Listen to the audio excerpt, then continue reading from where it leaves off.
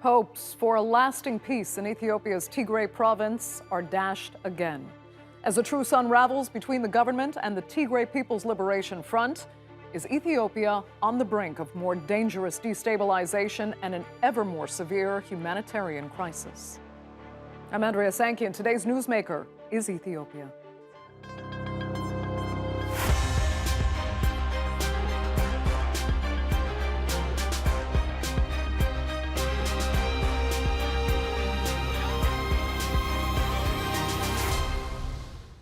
A ceasefire signed in March between the TPLF and the government in Addis Ababa was meant to provide desperately needed relief for civilians in Tigray. By allowing humanitarian aid to finally get through government blockades, many were hoping that truce would morph into a more permanent peace deal.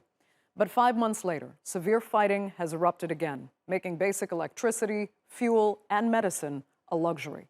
The rebels have threatened war if the blockade is not fully lifted, saying so far the government has hoodwinked the international community. What's more is that this isn't the only front line the government is fighting on. The Oromo Liberation Army is stepping up operations as well. And recently, the government mobilized forces against al-Shabaab terrorists in Ethiopia's Somali region. So where does that leave prospects for peace in the country? That discussion in a minute, but first, this report on the state of the conflict from Ahad Al-Fadli. The Ethiopian government and Tigray rebels accuse each other of crushing the nation's hopes for peace. According to the commander of the Tigray People Liberation Front, the enemy, having already relocated a massive military force to Eritrea, has now begun a joint campaign with the foreign invading force of Eritrea to brutalize and exterminate the people of Tigray. The rebels say they have evidence. They accuse the federal government of carrying out this airstrike on a kindergarten in the Tigrayan capital, Mekelle.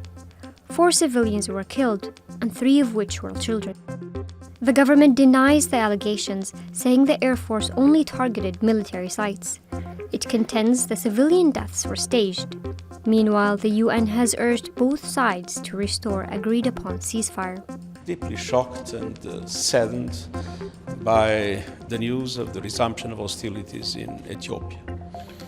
Ethiopians, Tigrayans, Amaras, Oromos, Afars have already suffered too much. Since the war broke out 2 years ago, both sides have fought to a bloody stalemate. Thousands of civilians have been killed, critical infrastructure has been obliterated, and tens of thousands of people have been uprooted from their homes. A truce, brokered in March, was supposed to end the violence. But cracks in the deal were almost immediately apparent. The TPLF had demanded the return of basic services to the region. And yet, a communications blackout continues. There's no banking system for the past year. And most dire of all, medicine is still in short supply, while malnutrition is on the rise. According to the UN, half of Tigray's 7 million people are in need of food. We, of course, renew our call on the parties to the conflict to immediately facilitate the resumption of rapid and unimpeded passage of humanitarian workers and supplies into all of northern Ethiopia in accordance with international humanitarian law. Until then, the resumption of fighting in the northern region of Tigray is endangering the lives of millions of people who are already living through what the WHO chief is calling the worst disaster on Earth. Ahad Fadli, The Newsmakers.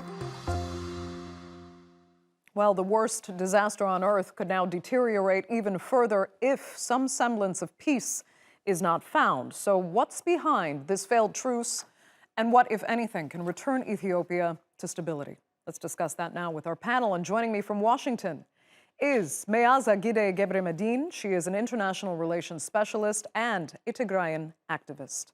From Addis Ababa is Ledet Muleta. She's the co-founder of the Global Ethiopian Diaspora Society. And completing our panel is Tsedale Lema, an Ethiopian journalist and the founder of the Addis Standard newspaper. Thanks so much for being with us. You know, it is difficult at best to understand what's really happening in Tigray, as well as Oromia and other parts of the country, in large part because journalists can't get in. So it's sometimes actually impossible to get accurate information out. So I'll start with Meaza. Give us your assessment of what's actually happening now. Unfortunately, the humanitarian truce that was unilaterally declared by both sides on March 24th of 2020 last year has been breached by the Ethiopian government, and it once more has started attacking Tigray from all fronts. As we speak, Tigray is under a complete attack, not only from the members of the Ethiopian National Army, as well as Amhara militia and special forces from Amhara, but also by Eritrean troops. Cities of Tigray, civilian infrastructure, including kindergartens, the one you see on the screen, has been targets of airstrike conducted both by Ethiopian and Eritrean forces, and they have been claiming innocent lives, including children that were in kindergarten.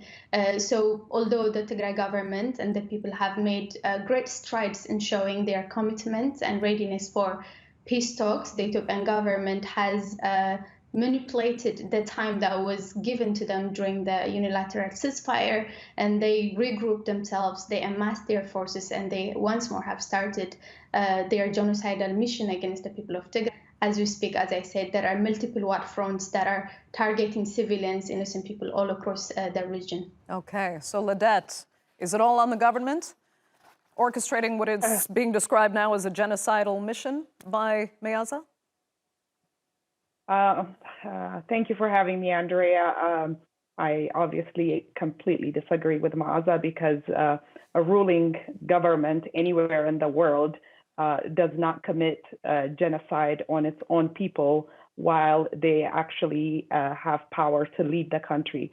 Ethiopia has been going through major transformation in the last few years. The problem here is that the TPLF, the rebel group, the terrorist group, is still fighting to gain some power in Ethiopia and is holding the people of Tigray hostage. They are, apparently, there was obviously a truce that the Ethiopian government declared at first to have humanitarian aid be delivered to the people of Tigray. But it seems like this time has been used to actually get more organized so that the war continue on the TPLF side. As you've heard just recently, TPLF was accused by the United Nations of stealing fuel that was supposed to be used for humanitarian aid. It's a very rough group where they do not care about civilians. So the fuel was stolen so that it can be used for warfare. And then to top of that, the Ethiopian government has also notified that there was weapons being smuggled into Tigray. So they had to take action, and that's what really started the conflict again. Okay. So those two things are major issues that the Ethiopian government needs to bring a rule of law in that area, or else it's going to be affecting the whole country. Okay, Sedat Lema, I mean, you couldn't get more contrarian assessments of what's going on. Are they terrorists holding people hostage, or are they people defending civilians from a genocidal mission? Which is it? Well, the definition of terrorism is applied to the TPLF by the Ethiopian government, and the designation of as a terrorist organization of the TPLF was done by parliament, which is 100% controlled by the ruling party, which on top of that did not have a single representative of the Tigrayan, the 7 million Tigrayan people. They have 38 seats within the national parliament to represent the people of Tigray. So the designation of terrorism labeled by the Ethiopian government was done in the absence of Tigrayan representation. So there is also no consensus globally to designate TPLF as a terrorist organization. So that designation applies only for the Ethiopian government. So I do not agree with that. When it comes to genocidal war that Meaza said earlier, what is happening on the ground. And one of the biggest problems that we do not agree on a single statement, there is no agreement between Meaza and Ledet and Addis, is that Tigray is sealed off. So any impartial assessment of what is going to happen there needs to be done on an assessment based on what's happening on the ground. Why is Tigray sealed off? Because there is no communication. And why is there is no communication there? Because the federal government has cut off telecommunication, banking, and any other, and access to journalists as well. So in the absence of all these accessories to make an impactful assessment of what exactly is going on the ground in Tigray, you are bound to have those contradictory statements coming from the Ethiopian side, and the government of Tigray or activists or even independent analysts could not give you the actual assessment on the ground. So the contrary of the points there is based on what I raised earlier. Okay. Is war happening in Tigray today? Yes, it is happening. And the biggest problem, again, is that this war is not between the Ethiopian government and the Tigrayan forces, as the Ethiopian government would have you believe, but also involves external forces like Eritrea. So what are we to make of the full involvement of Eritrea in this war, in the absence of complete I do want to access? talk more, indeed, about Eritrea's alleged participation in this conflict.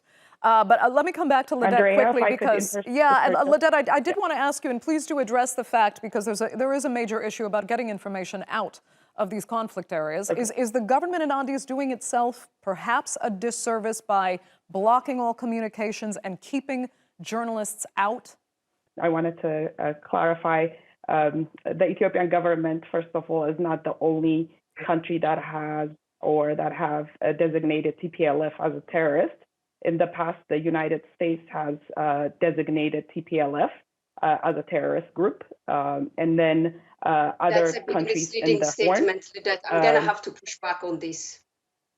Okay, well, there has been was in power for 27 years after that designation as a government. Okay, well, let Ledet continue quickly. The bottom line is they were designated as terrorists in the past by the United States. And then also now in other parts of the Horn, they are designated as terrorists. That's just a fact. And then moving on with in regards to as we go by, Ledet, I'm sorry, I am a journalist. I'm gonna have to push back on that. Let's stick to the truth, please. Okay, so you're saying that the TPLF is at present, Ledet, you can answer this. At present, are you saying the TPLF is a designated terrorist group by the United States, or only in the past was that designation attributed? No, I referred to the fact that they were referred to as a terrorist by the United States in the past. Mm-hmm. And currently, they are referred to as terrorists by the United States government because of the actions they've taken. And then right now, the humanitarian or the siege that's happening in Tigray, this is one of the, a simple example that we could give is if California in one country, let's say in the United States, California is no longer managed, is no longer controlled by the government of the United States, they cannot provide banking service, they cannot provide access to healthcare, they cannot provide telecommunication because they no longer control that area. That is what's happening in the Tigray region of Ethiopia. Tigray is not being controlled by the Ethiopian government. Therefore, they cannot have banking, they cannot have telecom services because this area is being controlled by a rebel group that is, fighting the country, the entire government. So you cannot blame the Ethiopian government for not providing help to that region when they are actually not able to govern that area at all. And the sad part about this is that the people that are in that region are the ones who are suffering. So it's the people that their representatives are not able to sit down and either negotiate or make sure to put the livelihood of the Tigrayan people ahead of their power struggle that they're having. Okay. And the sad part about this is, if this was happening in another modern world, any international community would not support this.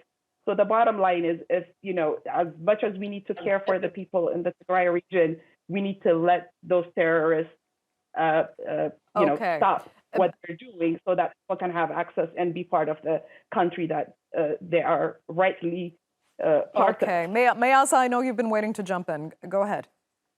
Yeah, I mean, first of all, thank you so much, Ledet, for admitting that the Ethiopian government indeed restarted the genocidal war against the people of Tigray. Thank you for being honest for once.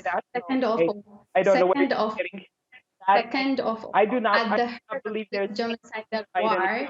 At the heart of this genocidal war is your government and your people's adamant belief that the people of Tigray cannot speak for themselves. I am a Tigrayan. I don't need you to speak for me. We have full agency, whether we're being held hostage or not, is not up to you.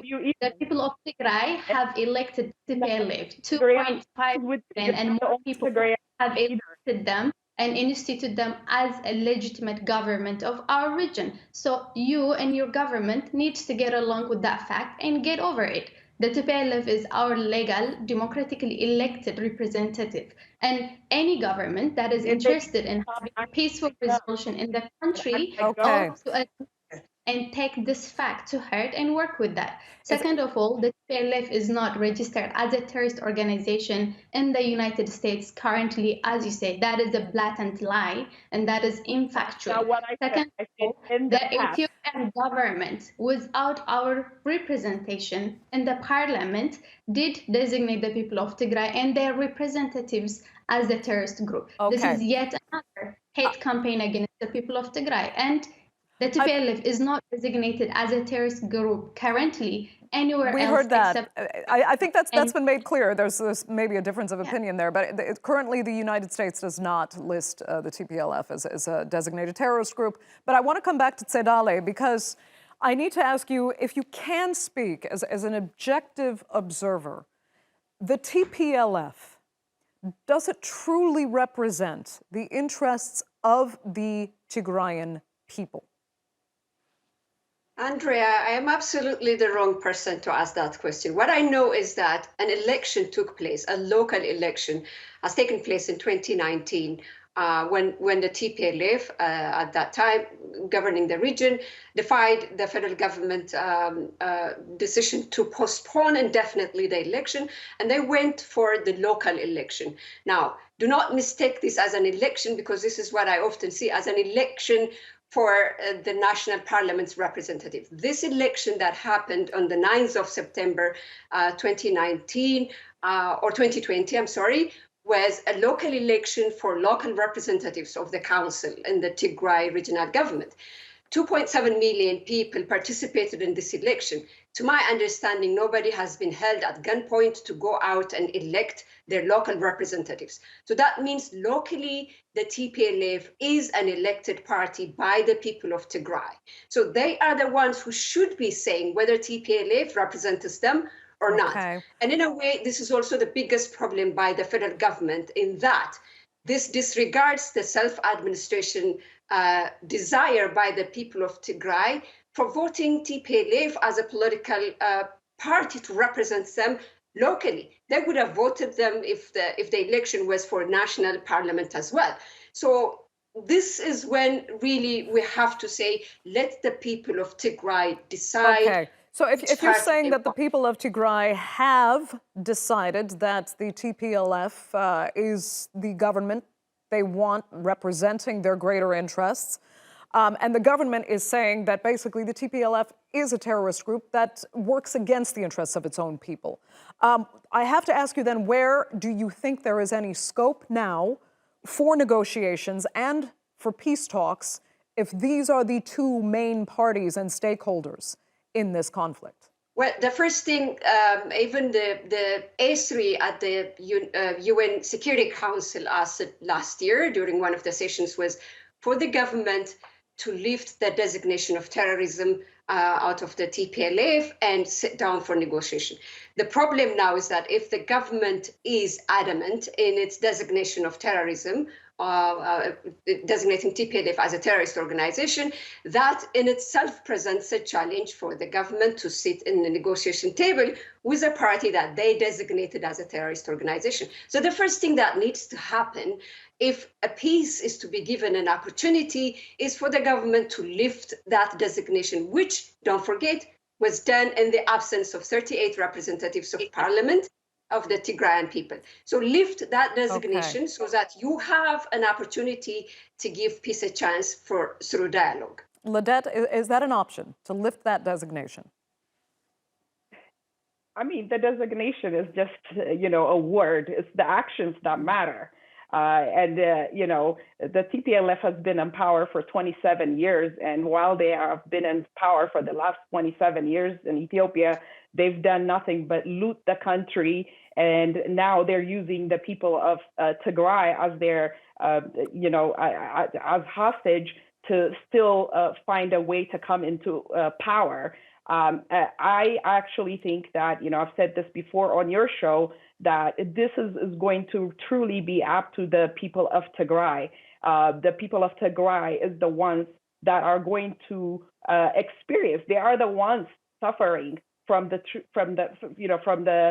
leadership of TPLF. The rest of Ethiopia is happily have gotten rid of them. And they are obviously, it's the people's movement that got rid of the TPLF movement, and now they are controlling the region of Tigray. So, Ledet, when you refer to the rest of Ethiopia, I have to bring this up with you. I mean, there's also violence in central Ethiopia. There's fighting with Sudan over territory near the border. Plus, you have elements of al-Shabaab sinking in and perpetrating attacks. I mean, with this fighting between the Addis government and Tigray, does the situation risk becoming, in a sense, a free-for-all for all the rebel groups or militias that are active in the country and want to take advantage of government forces being preoccupied with the conflict in Tigray? Do you worry about that? Well, Andrea, everything that you just mentioned has been in the works. There's been cooperation. That's why TPLF has been designated as a terrorist group again, because they have been in collaboration with other terrorist groups. There are other groups that have been, trying to attack Ethiopia for one reason or another, whether it's ethnically motivated terrorist groups or whether they are organizations within the Horn. That's one of the reasons why TPLF is considered a terrorist group by the Ethiopian government. But the fact of the matter is, no matter how much they try, I think the Ethiopian people are very united and working to helping the government overcome these obstacles, because these organizations are going to be causing nothing but issues for the whole entire region. So I think the government has a lot of backing from the people, and I think the government is capable of handling this situation, and TPLF and the stooges eventually are going to realize that this is going to be a very tough road to dismantle or to disrupt Ethiopia. Meaza, I mean, we'll finish with this. How can they overcome these obstacles when there seems to be no dialogue between any of the groups involved? And if you can speak to the wider Ethiopian context as well, I'd appreciate it. I think the Ethiopian people and the international community has seen over the past nearly 2 years that the Ethiopian government is only interested in destroying Tigray, its political apparatus, as well as its people. The people of Tigray are people with their own agency. We can speak for ourselves. We did in September 9 of 2020, where we elected the TPLF as our legal representative. And after that, we have been given our united support to our representatives. Having said that, the TPLF or the Tigray government has been forthcoming with its commitment and willingness for peace talks.